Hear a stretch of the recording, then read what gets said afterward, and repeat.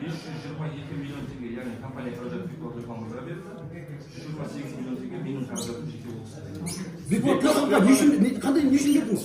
Ол кісі менде былай айтқан кезде кәсіпті бірге жүргізген, сол кісімен бірге жұмыс жасаймыз деген уәде берілген. Ол кісі яғни құжаттандыру басқа дүние бойынша уәде етеді.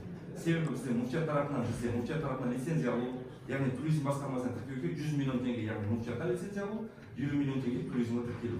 Ондай қаржы менің қызымды шығара алмаймын. Себебі маған ешқай айтады, Бекболат Телефонға жобалық беделді адам болғандықтан, мен ол нәрсені бәрін өзім аламын, сен тек қана өз кәсібіңді айналыса бер деген уәде берді.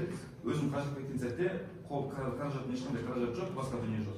Дәл қазіргі кезде Бекболат Телефонға ұлттық қауіпсіздік комитетіне арыз жазып отырмын. Шымкент қаласы полиция департаментіне арқылы президент аппаратының бәріне арыз жазып отыр. Ол кісімен қанша уақыттан бері жұмыс істеп келатсыз?